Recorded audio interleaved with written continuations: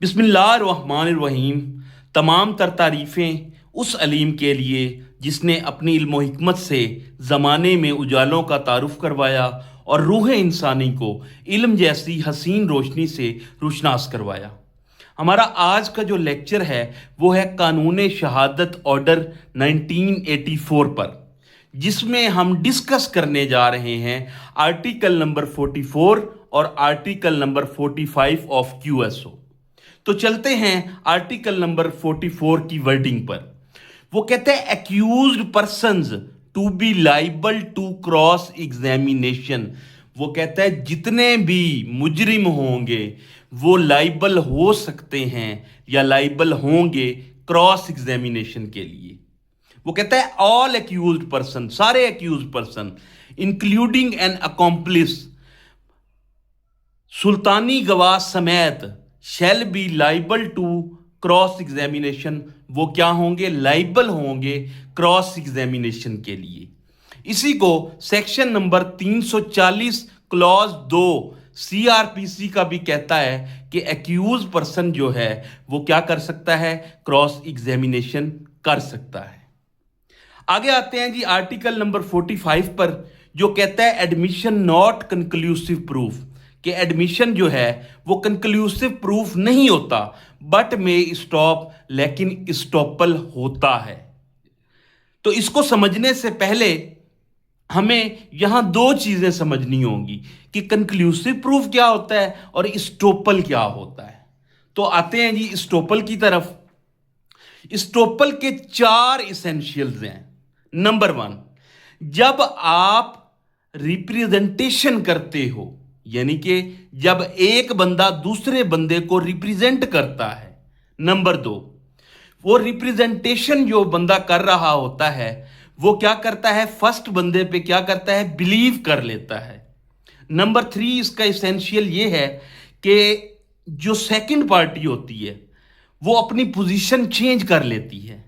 Number 4 essential इसका यह है कि अब जिसने रिप्रेजेंट कर लिया है अब वो बैकआउट नहीं कर सकता।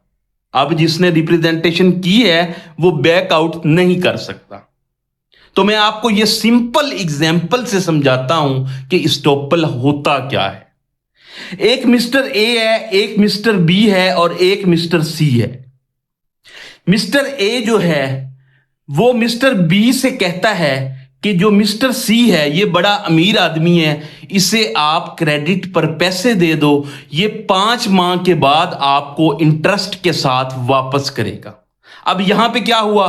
ए ने जब बी को कहा तो वो रिप्रेजेंटेशन हो गई।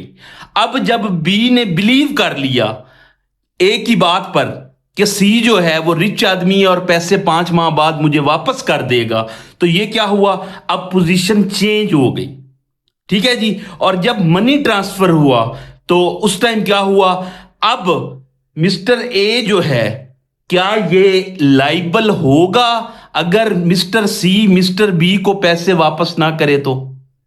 जी बिल्कुल, यही बात स्टॉपल करता है कि अगर मिस्टर सी ने मिस्टर बी को पैसे वापस ना किए और मिस्टर बी ने मिस्टर ए के बिलीव पर पैसे दिए थे, तो अब मिस्टर ए भी जो है वो इस बात से हट नहीं सकता, वो लाइबल होगा।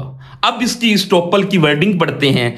वो कहता है when one person has by his declaration act और ओमिशन, जब कोई भी बंदा उस अपनी डिक्लेरेशन देता है किसी भी एक्ट या ओमिशन के जरिए इंटेंशनली कॉज और परमिटेड अनदर पर्सन, दूसरे बंदे को इंटेंशनली क्या करता है? परमिट करता है टू बिलीव अ थिंग, कि चीज पे जो मैं बात कर रहा हूं उस पे यकीन करो। टू बी ट्रू, कि जो बात मैंने की है वो सच है।